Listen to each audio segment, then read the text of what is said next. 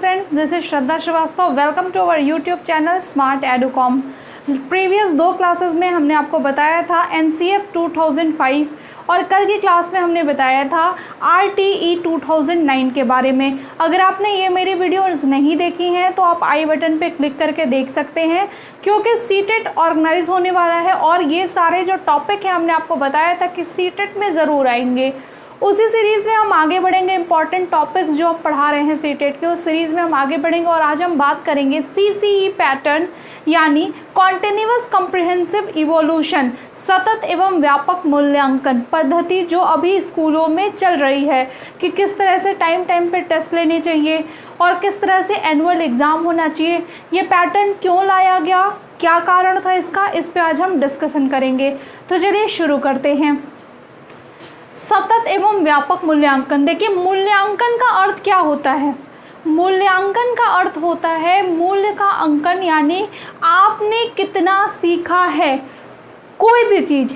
ऐसा नहीं कि स्कूल में मूल्यांकन किया जाता है, मूल्यांकन जीवन में हर पहलू पे होता है। घर में भी होता है, आपकी मम्मी आपको कुछ सिखाती हैं तो कहती है अब तुम करके दिखाओ। छोटे से बच्चे को कोई डांस सिखाता है तो कहता है अब तुम करके दिखाओ। तो वो अंकन करता है, उनका देखता है इसने कितना सीखा है। अगर वो सही नहीं सीख रहा है उसे दोबारा बताया जाता है, वो जो स्टेप गलत करेगा उस स्टेप को इम्प्रूव किया जाएगा। पढ़ाई में बच्चे को मम्मी क लिखना या ए लिखना सिखाती हैं, तो ए लिखना जब सिखाती कहती हैं अब तुम लिख के दिखाओ, पहले हाथ पकड़ के सिखाती हैं, फिर कहती हैं अब तुम लिख के दिखाओ, फिर ऐसे डॉट्स दे के कहती हैं कि अब इस पे लिख के दिखाओ। तो ये उनका मूल्यांकन होता है। मूल्यांकन का मतलब होता है कि हर एक आपके पर्सनालिटी में कितना इम्प्रूवमेंट हुआ है इसका अंकन करना। ये जो पैटर्न है स्कूल में इसी उद्देश्य से लाया गया था कि विद्यार्थियों में इम्प्रूवमेंट हो सके और कहीं पे अगर कुछ उनमें दिक्कत है, कमी है, प्रॉब्लम आ रही हो, उनको पढ़ने में, लिखने में समझ में नहीं आ रहा है, तो वो क्या करें, टाइम से उन चीज़ों को इम्प्रूव करके आगे बढ़ सके। ऐसा ना हो कि सिर्फ एनुअल एग्ज़ाम हो और फिर बच्चे को इम्प्रूवमेंट का मौका ही ना मिल सके। देखिए, इसका अर्थ और उद्देश्य क्या था। ये जो पैटर्न है ना, पहले तो आप ये जान लीजिए कि ये कब लागू हुआ था, तो 2009 में लागू हुआ था। 2009 में इसे लागू किया गया था और 2010 से लगभग सारे स्कूल ने इसको अप्लाई कर लिया था। लागू हुआ था 2009 में। इसका अर्थ होता है छात्रों के विद्यालय आधारित मूल्यांकन की प्रणाली जिसमें छात्र के विकास के सभी पक्ष शामिल हों। यानी छात्र यानी स्टूडेंट्स जो स्कूल जाते हैं उनका मूल्यांकन किया जाए, जिसमें उनके पर्सनालिटी के ईच एंड एवरीथिंग को इंक्लूड किया जाए।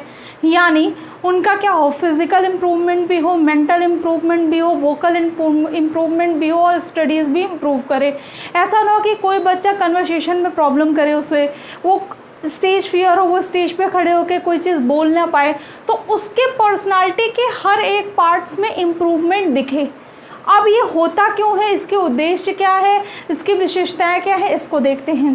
देखिए, मूल्यांकन की आवश्यकता क्यों होती है। मूल्यांकन की आवश्यकता यानी इवोल्यूशन की इम्पॉर्टेंस यानी नेसेसिटी क्यों होती है। देखिए, छात्रों के मार्गदर्शन के लिए, ताकि उन्हें सही टाइम पे सही रास्ता दिखाया जाए और वो अपने जो कमियां हैं उसको दूर करके आगे बढ़ सकें।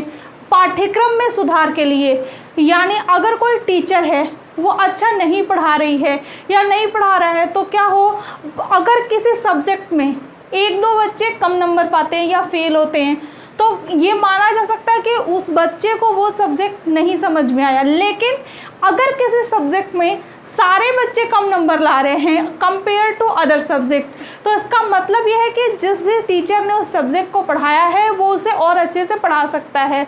तो क्या होगा, इसमें पाठ्यक्रम में सुधार, यानी और अच्छे तरीके से उस टीचर को उस पार्ट को, उस चैप्टर को या उस पूरे सिलेबस को पढ़ाया जा सकता है। तो इस तरह से पाठ्यक्रम में सुधार किया जा सकता है। रुचि के जांच के लिए, मान लीजिए कोई बच्चा है 6-7 सब्जेक्ट पढ़ रहा है और सारे सब्जेक्ट में ईच एंड ऑल सब्जेक्ट में अच्छा नंबर लाया है, लेकिन एक सब्जेक्ट एक्सेप्ट मैथ्स, इंग्लिश, कुछ भी उसमें क्या है, उसके कम नंबर आ रहे हैं। तो क्यों आ रहे हैं, इस पर वर्क किया जाएगा। उस बच्चे के इंटरेस्ट को देखा जाएगा कि वो क्यों आ रहा है, किस सब्जेक्ट में उसका ज़्यादा इंटरेस्ट है। ऐसा तो नहीं कि उसको ये सब्जेक्ट समझ में ना आ रहा हो, तो उसे इंटरेस्टिंग बना के पढ़ाया जाएगा। तो इस तरह से उनके इंटरेस्ट कहाँ पे हैं, कैसे डेवलप किए जा सकते हैं, ये भी देखा जा सकता है। अगला है छात्रों की कमजोरियों का पता लगाने के लिए। छात्रों की कमजोरियों का पता लगाने के लिए कि जैसे बहुत सारे छात्र होते हैं, स्टूडेंट्स होते हैं जो स्पेलिंग एरर करते हैं बहुत ज़्यादा, उनके आंसर सब सही रहते हैं लेकिन स्पेलिंग बहुत ज़्यादा मिस्टेक्स होती है, हिंदी में उनकी मात्राएं गलत होती हैं, तो क्या होता है उन बच्चों को कॉपी दिखाई जाती है, बताया जाता है, टीचर्स बताते हैं कि ये जो FA1 हुआ था, फॉर्मेटेड असेसमेंट 1, यानी FA1 एक टेस्ट होता है स्कूल्स में, आप लोग पढ़े होंगे, आपको पता होगा, तो उसमें गलतियाँ हुई हैं, FA2 में वो चीज़ ना हो, फिर SA1 में वो चीज़ ना हो, यानी हाफ ईयरली तक आते आते उनमें काफ़ी इम्प्रूवमेंट हो। इस तरह हर एक टेस्ट के बाद जो उनकी कमी है उनको बताया जाता है ताकि वो उस चीज़ को इम्प्रूव कर सकें और आगे बढ़ सकें। छात्रों को जागरूक बनाने के लिए, जागरूक कैसे बनाया जाएगा? कमी दिखा के। अगर आप कमी दिखाएंगे तो वो क्या होगा, उनको ये पता लगेगा कि उनकी कमी कहाँ है और वो उस चीज़ पे वो जागरूक रहेंगे और अगली बार वो गलती नहीं करेंगे। कोई अगर फिगर आउट करने के लिए आया है, कोई चीज़ अगर फिगर बनाने के लिए आया है और एक्सप्लेन करने के लिए आया है क्वेश्चन आंसर, तो भी वो क्या करेंगे, फिगर गलत था, उसने उसमें कोई भी नेम किसी पोर्शन का मेंशन नहीं किया, सिर्फ फिगर बना के छोड़ दिया, तो आप बताएंगे फिगर से काम नहीं चलता है। अगर आप साइंस और फिज़िक्स, केमिस्ट्री, बायो या फिर आप जो है कि SST पढ़ा रहे हैं तो उसमें फिगर की ज़रूरत पड़ती है, तो आप ये बताएंगे कि ये जो फिगर है इसको बनाने से कुछ नहीं होगा जब तक आप उसके पार्ट्स के बारे में लिखें ना, उस पर मेंशन ना करें कि कौन सा पार्ट है, तो ये आप उनको बताएंगे। तो वो क्या होगा, अगली बार अगर कोई फिगर बनाएगा तो उस पर क्या करेगा, डायग्राम पे उस चीज़ों को मेंशन कर देगा। तो ये सारी चीज़ें आप उनमें इम्प्रूव कर सकते हैं। विशिष्ट कार्यकलाप के लिए छात्रों में एक वर्ग बनाना, यानी अगर कोई स्टूडेंट्स ऐसा है जो बहुत सारे सब्जेक्ट में फेल हो रहा है और ऐसे 4-5 स्टूडेंट एक क्लास के हैं, तो उनको क्या किया जाएगा, एक एक्स्ट्रा जो है कि रेमेडियल क्लास दी जाएगी, एक्स्ट्रा क्लासेस दी जाएंगी ताकि उनमें इम्प्रूवमेंट हो सके, वो और बच्चों के साथ रह सकें, पीछे ना हो वो किसी कारण से। अभी आपको हम जब विभिन्न बालक पढ़ाएंगे तो उसमें एक पिछड़ा बालक होता है, वो इसी तरह से होता है कि वो 1 या 2 सब्जेक्ट में अन्य बालकों से पिछड़ जाता है। तो इस तरह के बालकों को क्या किया जाता है, इंटरेस्ट जगाया जाता है ताकि वो अन्य के साथ भी पढ़ सकें। तो ऐसा देखना पड़ता है। ये क्रियाकलाप के दौरान विशिष्ट क्रियाकलाप यानी स्पेशल क्लासेस देके उनको रेमेडियल क्लासेस प्रोवाइड करके, स्कूल्स में हर स्कूल में चलता है, आधे 1 घंटे की रेमेडियल क्लास ली जाती है, छुट्टी के बाद रोक लिया जाता है।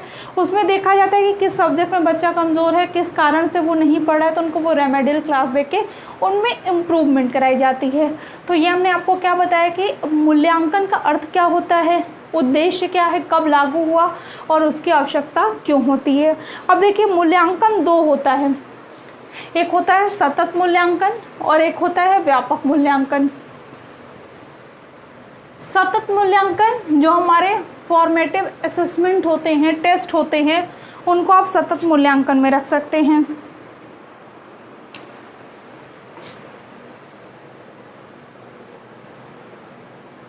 सतत मूल्यांकन यानी कॉन्टिन्यूअस इवोल्यूशन। इससे क्या होता है, निरंतरता रखी जाती है इसमें, यानी हर एक मंथ में इसका क्या होता है, टेस्ट होता है, 1 मंथ में, 2 मंथ में, और अगर इसको कहा जाए तो क्लास टेस्ट भी टीचर लेते हैं। फॉर्मेटिव असेसमेंट से पहले क्या होता है कि क्लास टेस्ट भी लिया जाता है कि जब पढ़ा रहे हैं उस टाइम में उस चैप्टर से क्वेश्चन पूछा जाता है। उसके बाद जब चैप्टर ख़त्म हो जाता है तो क्या होता है, 1 दिन का टेस्ट रख लिया जाता है कि चैप्टर आपने पढ़ लिया, क्वेश्चन हो गए, आपको कितना याद है, आप समझ पाए हैं कि नहीं समझ पाए हैं, तो उस तरह से टेस्ट लिया जा सकता है। इसकी कुछ विशेषताएँ हैं, देखिए क्या क्या विशेषताएँ हैं। देखिए इसमें क्या होता है, इसमें सही वक्त पे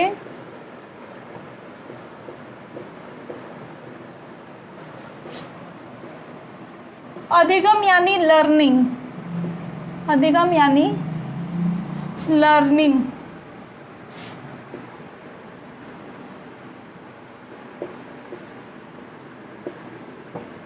सही समय पर अधिगम में हो रही कमियों का पता लगाया जाता है।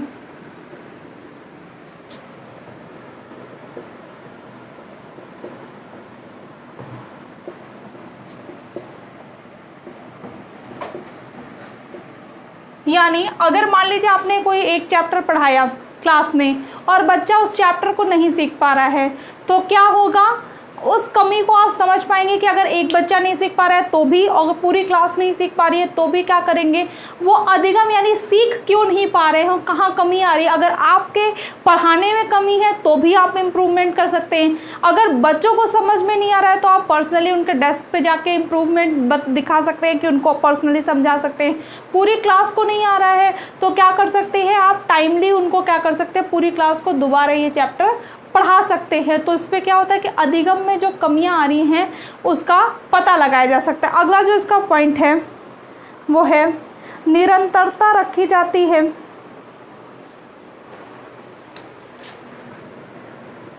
देखिए इसमें क्या होता है, हर एक चैप्टर के बाद, हर एक मंथ के बाद टेस्ट लिया जाता है।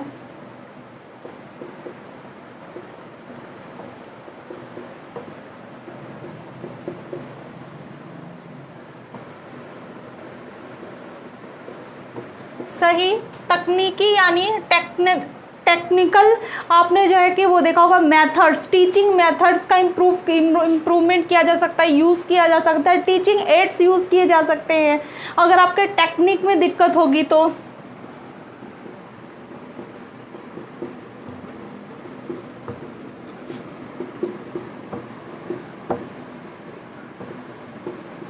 सही तकनीकी का प्रयोग करके अधिगम में होने वाली कमियों को दूर किया जा सकता है।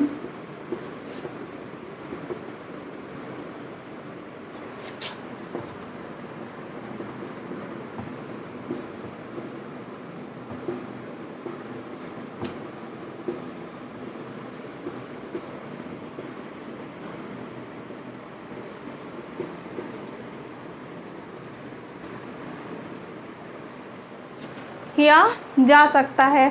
इसमें क्या होता है, ये पहले ये जान लीजिए कि सतत मूल्यांकन क्या है। सतत मूल्यांकन है जो लगातार होता रहता है, यानी हर टीचर अपने एक क्लास के बाद मूल्यांकन ले सकता है, हर एक लेक्चर के बाद ले सकता है, हर एक मंथ में ले सकता है।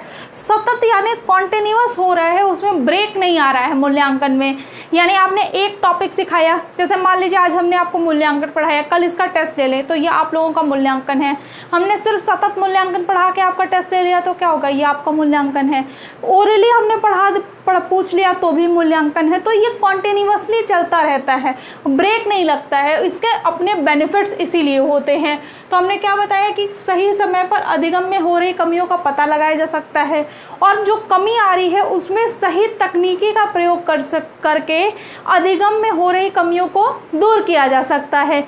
ये क्या होता है, ये निरंतरता रखी जाती है इसमें, यानी कंटिन्यू लिया जा सकता है। इसमें क्या होता है, बच्चों को क्या किया जा सकता है, समय समय पे प्रेरित किया जाता है। बच्चों को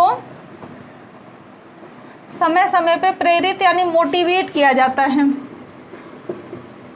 अगर कोई बच्चा, आपका एक चैप्टर खत्म हुआ, आपने टेस्ट लिया और कोई बच्चा बहुत अच्छा स्कोर किया तो आप उसे कहेंगे ना कि वेरी गुड, आप इसी तरह से आगे बढ़ते रहना, अगला चैप्टर भी हम टेस्ट लेंगे, अगर आप अच्छा स्कोर किए तो हम आपको ये प्राइज़ देंगे, वो प्राइज़ देंगे। कोई कम आया तो आप उनको कह सकते हैं कि नहीं बेटा और मेहनत करो और अच्छा नंबर गेन कर सकते हो। तो ये सारी चीज़ें आप उनको बता सकते हैं।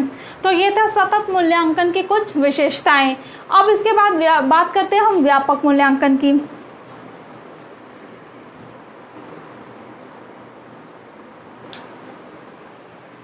देखिए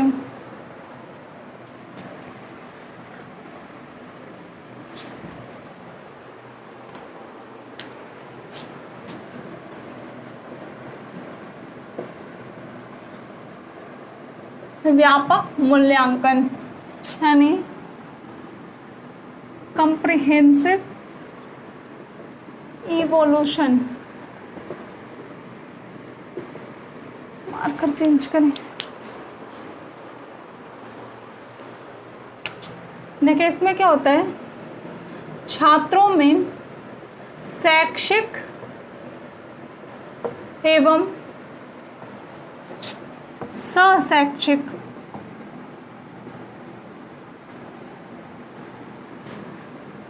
दोनों क्षेत्रों का मूल्यांकन किया जाता है।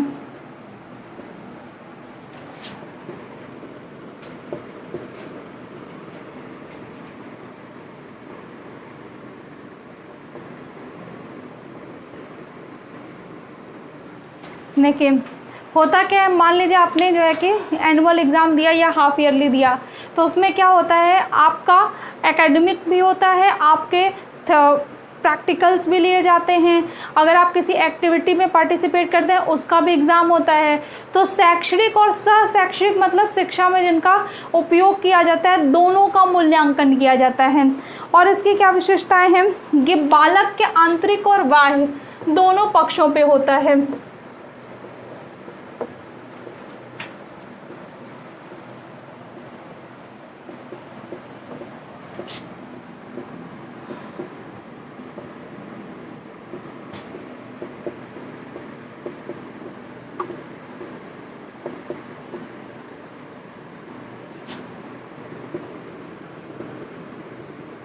यानी फिजिकली भी उनका जो है कि टेस्ट दिया जाता है, यानी अगर मान लीजिए स्टेज प्रेजेंटेशन देना होता है, प्रैक्टिकली उनको बहुत सारी चीज़ें करके दिखानी होती है, तो ये बाहरी हो गया। मेंटली यानी अंदर से, यानी जब वो एग्ज़ाम देते हैं, ज़्यादा पढ़ते हैं, सिलेबस ज़्यादा होता है, तो वो क्या होता है, मेंटली होता है। तो बाहरी और आंतरिक दोनों तरह से इनका क्या होता है, मूल्यांकन किया जाता है।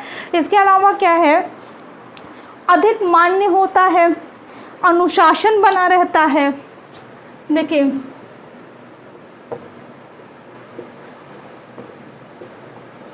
अधिक मान्य होता है, इससे अनुशासन बना रहता है।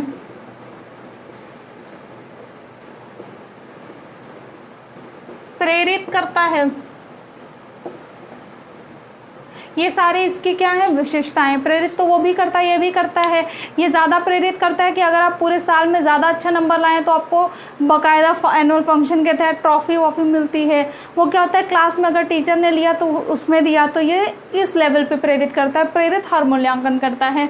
तो इसमें क्या बताया, अनुशासन इसलिए बना रहता है कि टाइम पे आपका जो है कि सतत मूल्यांकन होता है। उसके बाद आपको ये डर रहता है कि अब हाफ ईयरली आने वाला है, अब ज़्यादा पढ़ना है, अब इसका रिजल्ट स्कोर बाद में भी ऐड किया जाएगा, ये सारी चीज़ें हैं। तो ये दो मूल्यांकन जो होते हैं, ये जो CCE पैटर्न है, ये 2009 में लागू हुआ और 2010 तक सारे स्कूलों में लागू हो गया था। अभी जो स्कूल में लागू है वो यही पैटर्न है। तो ये थे हमारे सतत और व्यापक मूल्यांकन। CTET में या UP-TET में या किसी स्टेट टेट में इससे क्वेश्चन जरूर आता है। कैसे आता है, ऐसे ही आता है कि कौन सा मूल्यांकन है जो बच्चों के बाहरी और आंतरिक दोनों क्षेत्रों को प्रभावित करता है। कौन सा ऐसा मूल्यांकन है जिसमें सही समय पर इम्प्रूवमेंट यानी बदलाव किया जा सकता है। कौन सा ऐसा मूल्यांकन है जो बच्चों को ज़्यादा प्रेरित करता है। इस तरह के क्वेश्चन इससे ज़्यादा आते हैं। कब लागू हुआ, अभी कौन सा पैटर्न चल रहा है, तो ये सारी प्रश्न आपको पता होने चाहिए। ये थे हमारी आज की क्लास। अगर आपने हमारे प्रीवियस वीडियोस नहीं देखी हैं, चाहे वो चाइल्ड डेवलपमेंट, पेडागॉगी की हो, इंग्लिश की हो, हिंदी की हो, वॉटेवर जो भी सब्जेक्ट हैं आपके टेट के, सारे आपको स्मार्ट एडुकॉम के प्लेलिस्ट में मिल जाएगा। आपको ज़रा भी परेशान होने की ज़रूरत नहीं है। और आप देखते रहिए हमारा चैनल। अच्छा लगे लाइक करें, सब्सक्राइब करें, कमेंट करना न भूलें। कोई भी क्वेश्चन और डाउट हो तो कमेंट ज़रूर करें। Thank you.